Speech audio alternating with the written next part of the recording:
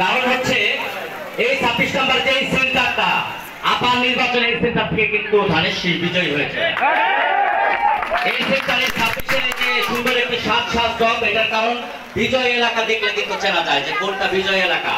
এই সেন্টার থেকে ধানের শীষ বিজয়ী হয়েছে। তো যাই হোক, এই এলাকার মানুষ অত্যন্ত বৃষ্টি উপেক্ষা করে যেভাবে করে প্রত্যেকে এসেছে, এটা আমার দাদাবাড়ি এলাকা, আমি প্রত্যেককে ব্যক্তিগতভাবে চিনি।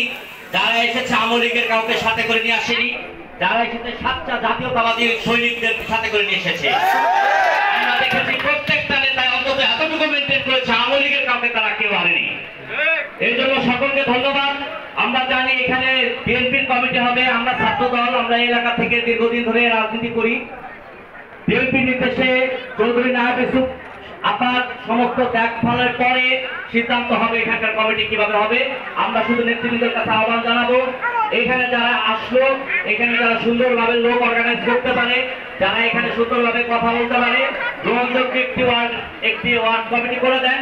ইনশাল্লাহ যে ওয়ার্ড কমিটি করে দিবেন তাকে নেতা মেনে বাদ বাকি ক্যান্ডিডেট যারা আছে তারা ইনশাল্লাহ চলতে পারবে। এতটুকু শর্ট ভাগ হওয়ার মধ্যে আছে। আমরা চাই যে সদ্ভাবটা বজায় রেখে, কারণ একটা জিনিস সমস্ত ক্যান্ডিডেটদেরকে বুঝতে হবে কি, যে একটা জেলা যদি ক্যান্ডিডেট থাকে তার থানা থাকে, কিন্তু ওয়ার্ড যখন একটা কমিটি হয়, ওয়ার্ডের আন্ডারে কিন্তু কোনো গ্রাম থাকে না, বাড়ি থাকে না, তো তার হাতে কোনো কমিটি থাকে না। এখানে সভাপতিও যা 5 জন সেক্রেটারি, তার কারো সিগনেচার পাওয়ার না, এমন না যে তার হাতে আরো কমিটি হবে, এরকম কোনো বিষয় থাকে না। তো এটা নিয়ে খুব একটা উদ্বেগের কিছু নাই। দলকে ভালোবাসেন, দলের একটা পরিচয় দরকার, সেই পরিচয়টা আপনার গ্রহণ করার জন্য মানুষের প্রস্তুতি গ্রহণ করুন। আপনাদের সকলকে আগামী দিনে যে সকল ষড়যন্ত্র ধানের শীষকে ঘিরে হচ্ছে, সেই সমস্ত ষড়যন্ত্র মোকাবেলার জন্য রাজপথ থাকার জন্য বিশেষভাবে অনুরোধ জানাচ্ছি।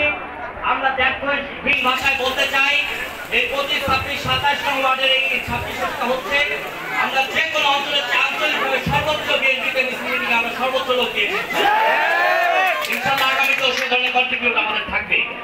আগামী দিনের শুভকামনা জানিয়ে আগামী কমিটিকে এবং বিএনপি নেতৃবৃন্দকে ধন্যবাদ জানিয়ে, বিশেষ করে আমাদের মাঝে যারা এসে উপস্থিত হয়েছেন, যেমন আমাদের গেস্ট হিসেবে উপস্থিত হয়েছেন জনাব এ.কে.এম. কিবরিয়া স্বপন ভাই, জেলা বিএনপি সভাপতি, আমাদের অক্লান্ত পরিশ্রম সাধারণ সম্পাদক, অক্লান্ত পরিশ্রম করে আমাদের মাঝে এখানে যারা 2 জন প্রত্যেকটা ওয়ার্ড কমিটি গঠন করছেন, আমাদের নেতা জঙ্গি ভাই উপস্থিত রয়েছেন, গোলাম মোস্তফা মিরাজ ভাই উপস্থিত রয়েছেন। যারা এই 2 জনের কথা বলে বিশেষভাবে বলতে হয়, তারা প্রত্যেকটা ওয়ার্ডে গিয়ে যে সুন্দর করে কমিটি গঠন করছেন, প্রতিটা জায়গায় তাদের প্রশংসা কিন্তু মানুষ করছে।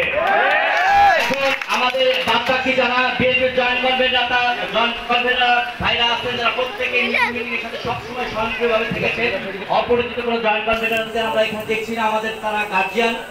সকলের এই ধরনের বড় বড় নেতার উপস্থিতিতে আপনাদের কমিটি হচ্ছে, ইনশাল্লাহ খুব ভালো একটি কমিটি আপনারা পাবেন, এই আশা আহ্বান ব্যক্ত করে আমার নেতা জননেতা চৌধুরী কামাল ইবনে ইউসুফ যখন দেখবেন, দূর থেকে অন্তরিক্ষ থেকে দেখবেন যে তার মেয়ের পাশে আপনারা আছেন, অবশ্যই তিনি মনে মনে খুশি হবেন।